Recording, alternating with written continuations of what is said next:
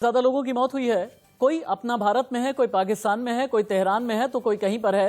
लेकिन हिंदुस्तान में मौजूद कई ऐसे लोग हैं जिन्होंने अपनों को खोया है काबुल ब्लास्ट में। काबुल एयरपोर्ट पर जो ब्लास्ट हुआ है, अब हिंदुस्तान में बैठे हुए कई लोग हैं जो ये चीख रहे हैं, चिल्ला रहे हैं, मदद की गुहार लगा रहे हैं और ये कह रहे हैं हमारा हिंदुस्तान तो फिर भी महफूज है, लेकिन हमारे अपने मरने के लिए मजबूर हैं। मौत किसने दी, ये बड़ा सवाल है। और उससे भी बड़ा सवाल यह है कि जिंदगी बचेगी कब, जिंदगी बनेगी कब, निकल करके लोग आएंगे कब। कई ऐसे लोग हैं जिन्होंने काबुल में अपनों को खोया है, कई ऐसे लोग हैं जो अपनों के लिए रो रहे हैं, जिन्होंने काबुल में अपनों को खोया है। ब्लास्ट के शिकार जो लोग हुए हैं उनके रिश्तेदारों से बात की है इंडिया न्यूज संवाददाता अजीत ने। एक्सक्लूसिव देखिए रिपोर्ट। अपनों को बहुत लोगों ने खोया, लेकिन दिल्ली में हमारे साथ हजरतुल्लाह साहब हैं जिनके परिवार के 4 सदस्यों की मौत इसी ब्लास्ट में हो गई है। इससे बात कर लेते हैं, क्योंकि गमगीन माहौल भी है। हजरतुल्लाह भाई, लेकिन वो लोग 4 लोग कहाँ थे?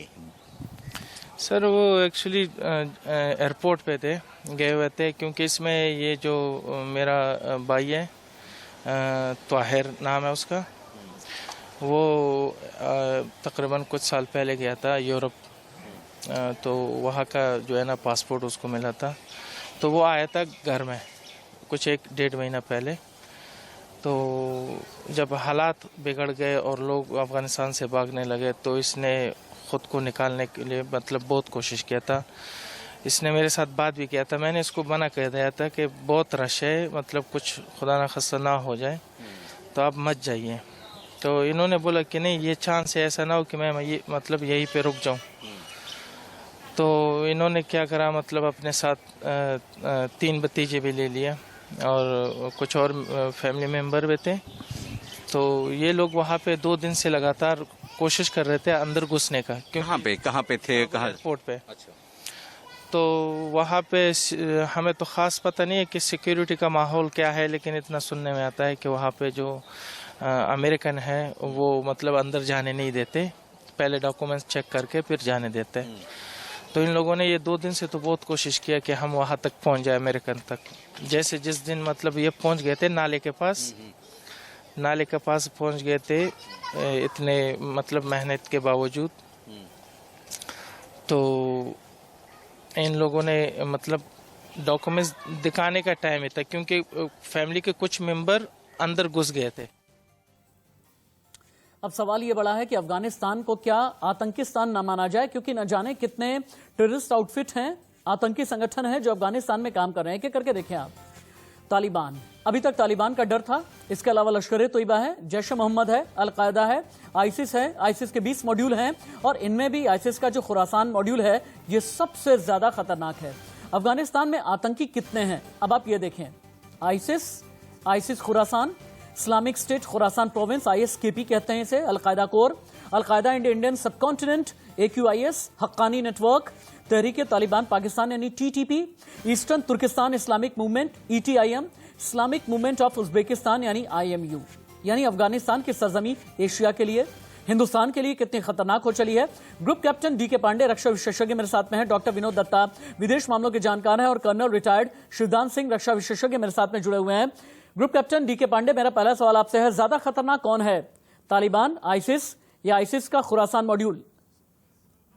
देखिए, मेरे हिसाब से तो तीनों हैं जो भी मानवता के खिलाफ आवाज उठा रहे हैं और मानवताओं को भंग कर रहे हैं, वो तीनों ही जो है उनकी भर्त्सना की जानी चाहिए। अब जो है मुद्दा है हमारी, ये जो हाल ही में 24 घंटे में जो तहस नहस किया गया है माहौल को और किस प्रकार से चीजें आगे बढ़ रही हैं, ISI खुरासान जिसके बारे में आपने भी चर्चा की, इसका ये अपना बदला पुराना चुका रहा है। जो खबरें आई हैं कि 2017 में यूनाइटेड स्टेट्स ने इसके ऊपर एक बहुत जबरदस्त बम गिराया था, वो कहते हैं कि वो एटॉमिक बम के बराबर ही इसकी शक्ति थी और उससे काफी नुकसान हुआ था। तब से IS के ये मान रहा था कि किस प्रकार से बदला लिया जाए और उनका जिस प्रकार से ये बम विस्फोट हुआ है, अगर आप देखें पूरी कहानी को, तो वो बेल्ट पहन के जहां पर ट्रांसलेटर्स थे एयरपोर्ट के पास, वो अमेरिकियों के बीच में वो गया बंदा और वहां उसने जाके बेल्ट को एनालाइज किया। ठीक है। तो ये जो इसका मॉडल था वो टिपिकल जो है इन्फ्लेट करके और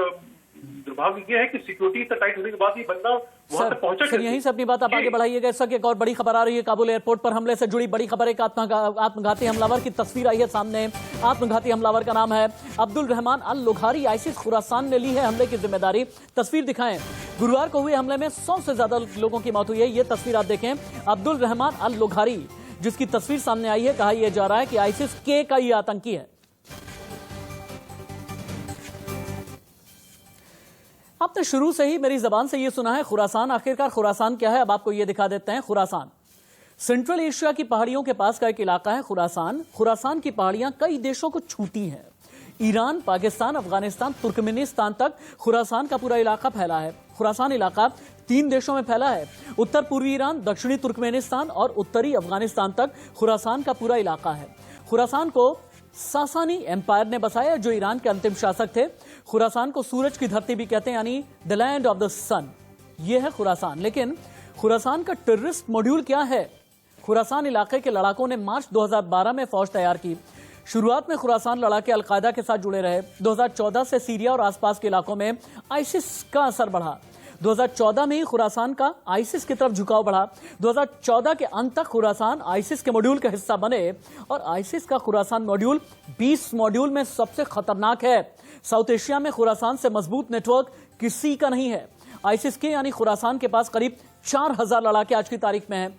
खुरासान मॉड्यूल के पास कई 5 से 6 साल की उम्र तक के बच्चे हैं। और ये लोग क्या करते हैं? बच्चों का ब्रेन वॉश करते हैं। उसके बाद हथियार भी थमा दिए जाते हैं। कर्नल शिवदान सिंह, ये आईसिस का खुरासान कितना खतरनाक है, क्योंकि ये कहा जाता है कि ये बच्चों का ब्रेन वॉश भी कर देते हैं। और आईसिस के 20 मॉड्यूल में ये सबसे खतरनाक है। साउथ एशियन रीजन के लिए और इंडियन सब कॉन्टिनेंट के लिए कितना खतरनाक है आईसिस खुरासान का एक बार फिर से 5 साल के बाद लौट करके आना। देखिए, जिस प्रकार आपने बताया है कि बच्चों का ब्रेन वॉश करके उन्हें ये आतंकी बनाते हैं, तो जो बच्चा बचपन से ही इन बातों को में ढाला गया है। अब आपको याद होगा जब अमेरिकन ने रशियन आर्मी के खिलाफ पाकिस्तान के मदरसों को इस्तेमाल किया था, तो उस वक्त इसी प्रकार के बच्चों को जो मदरसे में पढ़ते थे उनको आतंकी बनाया गया था।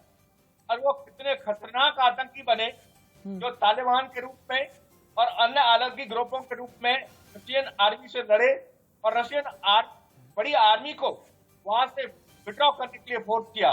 तो इस प्रकार के बच्चों को जो आतंकी बनाया जाता है वो बड़े खूंखार होते हैं और वो पॉइंटेड होते हैं कि जो उनको एक बार हुक्म दे दिया उसी पर चलते हैं वो।